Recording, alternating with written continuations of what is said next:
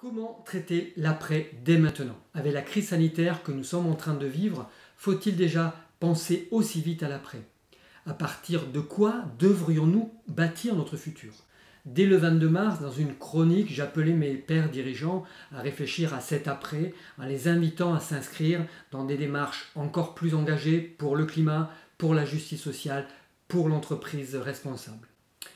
Depuis, les initiatives ne cessent de se multiplier pour inventer le monde d'après. Devant cet afflux de propositions, je me suis fait une réflexion. Avant d'appuyer à nouveau sur l'accélérateur, ne faudrait-il pas d'abord se poser, analyser calmement ce que nous vivons, pourquoi nous le vivons, nous mettre au clair avec notre raison d'être actuelle, notre mission individuelle, collective, prendre le temps de faire le deuil. Sinon, nous risquons de repartir comme avant en se disant qu'il faut que tout change pour que rien ne change, comme la célèbre réplique du guépard du roman de l'écrivain sicilien Lampedusa, repris dans le non moins célèbre film de Visconti. Pour ma part, ce n'est pas l'auteur du guépard qui m'a inspiré, mais Jean Monnet, celui qu'on considère comme l'un des pères fondateurs de l'Europe, qui par son action a infléchi le destin du monde. Et si la pandémie actuelle était une immense chance pour notre civilisation, comme l'avait été la quête universelle de paix après la Deuxième Guerre mondiale qui a conduit à la naissance de l'Europe? Je m'explique. L'Europe s'est construite sur une volonté commune partagée, mettre fin à toutes les guerres et construire ensemble les conditions d'une paix mondiale durable. Combattre la guerre pour avoir la paix, une paix universelle. C'est ce qu'on appelle un méta-récit, un récit commun, partagé par tous, qui façonne notre façon de faire, d'agir, de décider. C'est cet imaginaire commun qu'il nous manque aujourd'hui pour arriver à créer ensemble un monde plus juste, plus soutenable.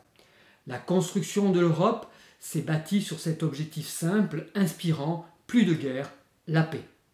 Et si aujourd'hui nous construisions notre avenir futur sur le simple récit suivant, plus de pandémie, la vie. La vie, c'est la vie des femmes et des hommes, des générations futures, leur santé bien sûr, mais aussi la lutte contre la pauvreté, les inégalités. C'est aussi la vie de la planète, de la biodiversité, la lutte contre la crise climatique. L'un n'allant pas sans l'autre, nous le savons pertinemment. Pour obtenir la paix, il a fallu faire un effort de guerre comme jamais le monde n'en avait connu. Toutes les entreprises qui le pouvaient ont transformé leur outil industriel pour en faire un outil au service de la guerre pour la paix. En fait, c'est ce qui arrive en ce moment. Partout dans le monde, les entreprises qui le peuvent transforment leur outil industriel qui hier servait à produire des biens de consommation parfois superflus et qui aujourd'hui produisent des masques, des blouses, des gants pour lutter contre le coronavirus, pour la vie.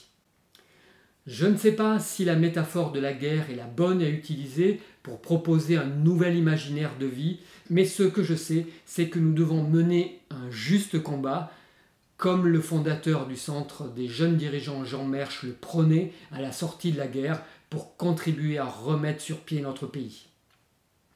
Il nous faut mener ce juste combat pour nous, pour les générations futures, en prenant en compte les enjeux sociaux et environnementaux, car après cette crise sanitaire et cette crise économique qui suivra, c'est la crise climatique qui va se présenter à nous.